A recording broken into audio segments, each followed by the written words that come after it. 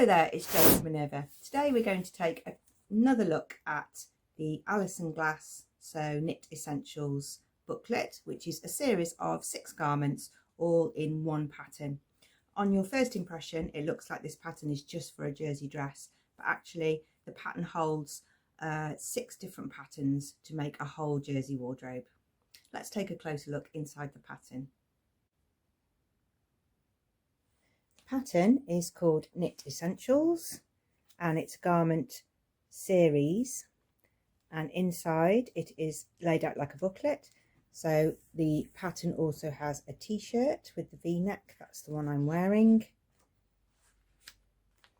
There are embellishments to try, so this is called a clover patch, where there's lots of little bits of fabric sewn on to make little meadow of flowers. You can have the t-shirt plain. There's some embroidery tips, there's some styling of how to put the different components together. There's different types of skirt, so there's a maxi skirt, there's a short skirt, there's skirt tiered ruffles. You can also convert the t-shirt top, has a pattern for a vest top, and so you can use different types of fabric. You can use a cotton on the bottom and a jersey on the top, or you can use a knit fabric for both. This is the maxi skirt, it shows you how to add ruffles. And this is the dress, that one's got long sleeves, not like the one on the front cover. A little bit more styling, so you can change the length of this. You can make it short and cropped, or you can make it longer. There's a lot of information about choosing the right size, and there's also a page for you to put your measurements in and which key points to take. There's a really great section on some of the techniques for sewing stretch knits. So this is for making a neckband, this is for making a v-neck, and this is for putting the elastic on a skirt. The sizing's interesting because it doesn't have UK, US or EU sizes. It advocates that you measure your size and not worry about whether that fits into any other norm. So they use an alphabet and you just choose your size. There's a place of how to make a muslin and what tips to do, and a Q&A session for fitting. So this book should hopefully get you a wardrobe of stretch knits that you've sized properly to yourself. Here's the information to make the knit dress, the long sleeve top, knit skirt, maxi skirt, the vest top, and then vest top conversions here. Chapter 4 is all about adding embellishments, and I've done another video on all of these techniques so that you can mix and match the embellishment video with any of the basic garment instructions. A little bit more information on the embellishments there. The pattern needs some Swedish tracing paper so that you can trace it off, because the pattern sheets are A2, that's double A3. There are 3 of them, one for the top pieces, one for the skirt pieces, and one with the sleeve on. And you build the dress by using the top and the skirt, or you can use the tracing off lines here, which are pale grey, for making the tank.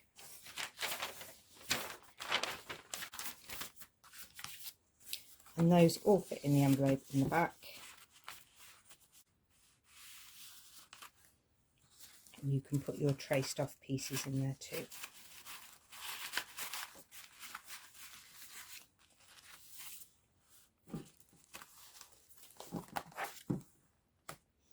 So that is the Alison Glass Knit Essentials pattern. So as you can see, there's more than just this one version in this pattern.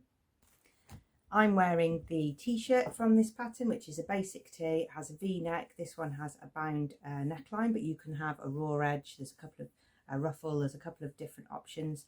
The sleeves are quite loose for a t-shirt, so if you prefer a tight t-shirt band, you could do a small bicep adjustment on there on your pattern piece, so you get a tighter band, but I like a bigger sleeve because I'm normally working with my arms.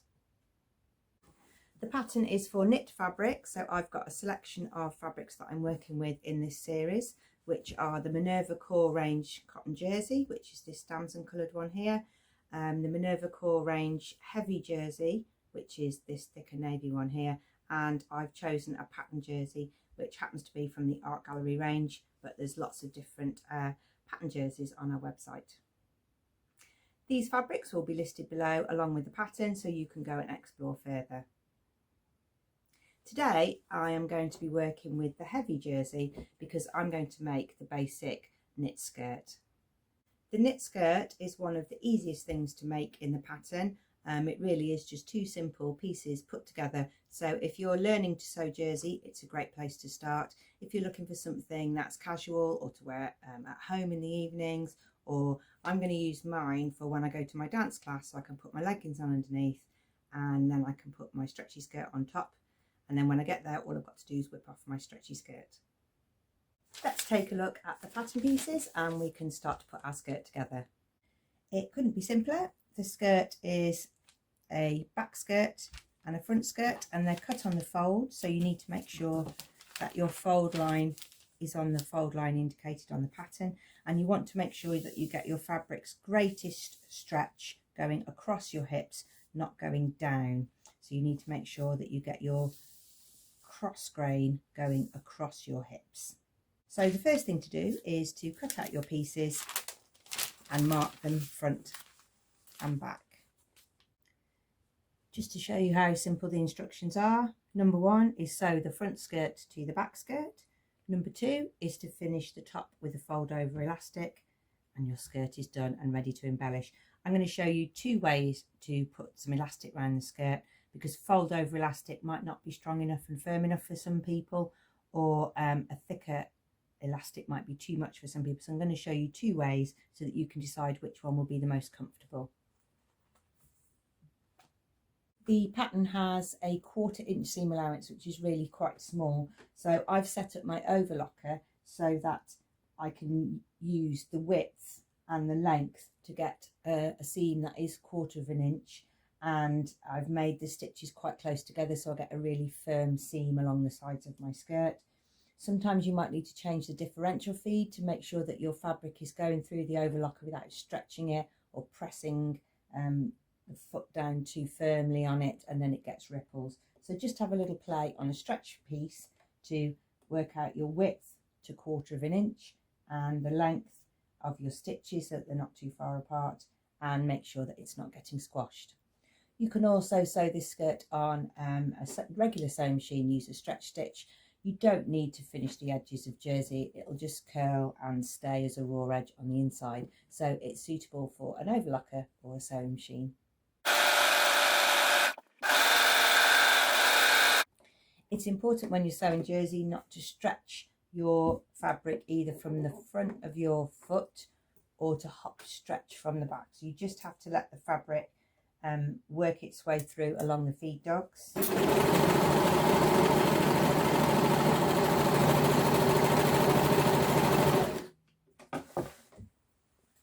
So that you don't get a ripply seam. Your seam will look a little bit ripply when you first take it out from under the machine, but then a steam press is a great way to get a good seam on the side. You can see, because I made my overlock stitch really nice and close, then I've got lots of stitches per inch, so I get a really firm seam. Once you've attached the front and back together, I suggest you try on the skirt. This is the front for me. I put a safety pin on, and find out where you'll get your most hip shape, because it's got some hip shaping, and the hip shaping is about here. But if that's too much for me, that would be nearly touching my bra band if I put that on the hip. So I've marked where my waist is.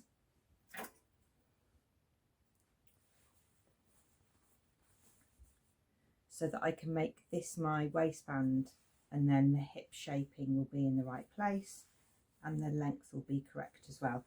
So try it on before you put the elastic on, because nobody wants to unpick elastic off jersey. It's the most horrible job. So make sure you try it on before you put your elastic on. I'm going to show you 2 ways to apply elastic to the waistband, and it really will be your choice as to the comfort and how you want the skirt to sit. The pattern doesn't show 2 ways, but I thought it might be useful for you to make a choice. So fold over elastic, has a little ridge that runs down the centre, and you're going to fold the elastic in half so that the plushy side is together, and we're going to apply it to the edge of a sample piece of fabric. So I'm going to show one side with this and one side with some other elastic. So let's look a little bit closer. You can apply fold over elastic in one pass if you want. So you can put the elastic over the edge of the fabric and encase it, and you can put it under the machine and you can take some tension as you sew. It's quite tricky. I find it really difficult to do that, because what happens is sometimes I'm so busy keeping the tension on the elastic that I don't quite catch the fabric inside. It's only a 1/4 of an inch, so it's really quite small to try and keep it in. And again, unpicking elastic is not fun. So I like to do it in 2 passes. So I lay the fabric with the elastic wrong side up and fabric right side up, and I'm going to sew 1 row of stretch stitch along here, and that just holds the elastic to the fabric. So under the machine I've got my elastic and my fabric. I'm keeping a little bit of tension on the elastic but not on the fabric, and I'm just catching the fabric onto the elastic.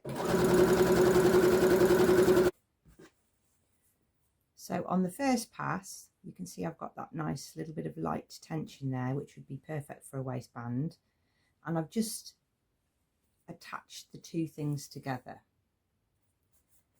My second pass now will be with the elastic folded down, and so this is the right side of the fabric and the right side of the elastic, and I'm going to sew again.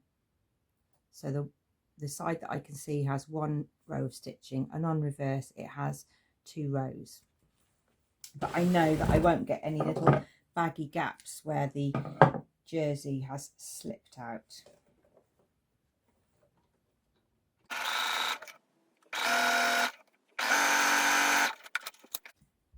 So that's your fold over elastic. You've still got the stretch, you've caught all the material, it's gone through in 2 passes, and you can see how much fabric it's eased in there with the elastic. But it is a very small elastic waistband that really is just holding the fabric around your waist. If you need a little bit more security than that, I'll show you a second way.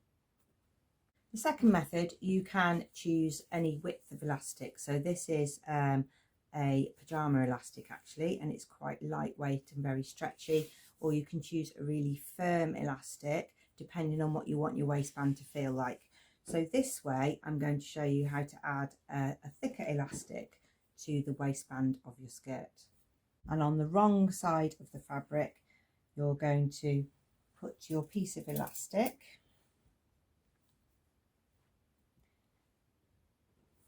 and you're going to sew the elastic along the edge about 4 or 5 millimeters in.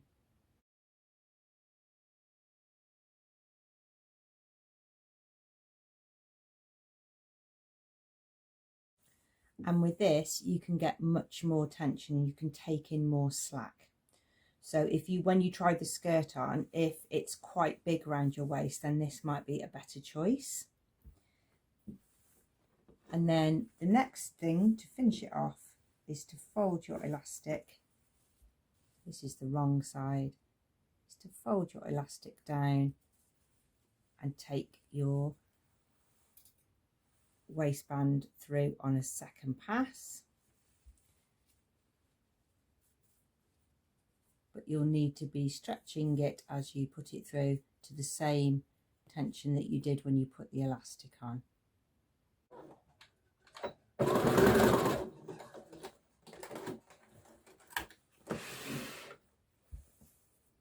So that waistband is much more secure. You can see that it's thicker. It's just got like a comfy waistband feeling to it, and it's eased in lots more of the fabric than the fold over one. That's the one with the pajama elastic in. Obviously, if you use a much wider one,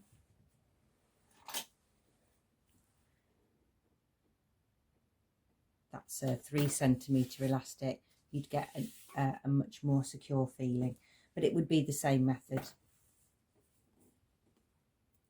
There we go. So those are the 2 methods you can try for making the top of your waistband.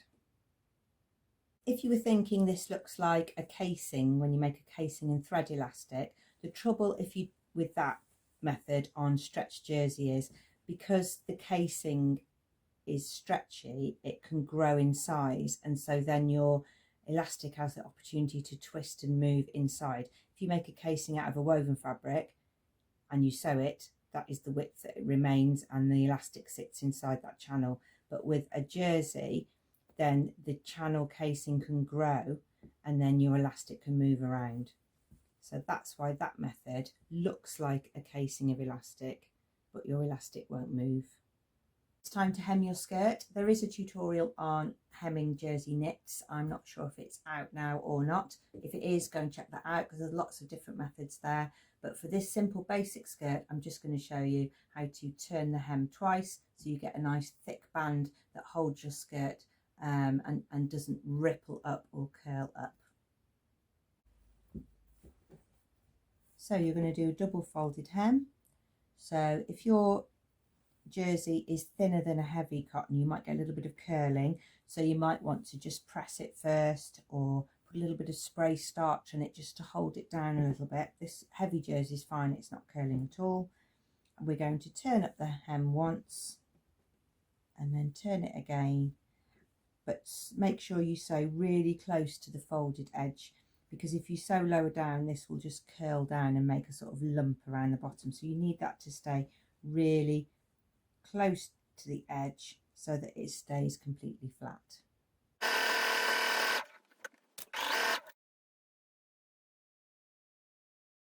Here's the skirt finished. I've just made a plain navy one, and then it will mix and match with everything else from the pattern. So this is the t-shirt from the pattern, this is the skirt. Make sure your hem's level. If you've taken up more tummy room, then your skirt will be shorter at the top. If you've taken up more bottom room, then it will be shorter at the back. So make sure that your hem is level to the floor.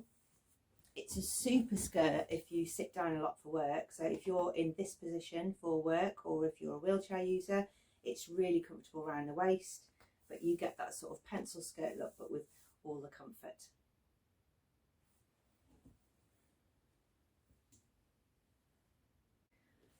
If you're going for a coordinating wardrobe, then I chose some navy bits to embellish my first t-shirt from this pattern.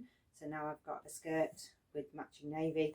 If you really wanted to play around with the embellishments, you could put some of these on the skirt as well. I want to keep the skirt plain because I want to mix it with some other things. But you could add the ruffles to this skirt, some of the applique, or you could use this skirt pattern to do complete Alabama Shannon over the whole lot, and that is also highlighted and shown the technique on my embellishment video for jersey knits. Other embellishments you could try are the tiered ruffle hem, so that's in this pattern, or the ruffle hem and change the length of this skirt to a maxi skirt, which is really simple, and it shows you how to alter the pattern pieces to extend the length.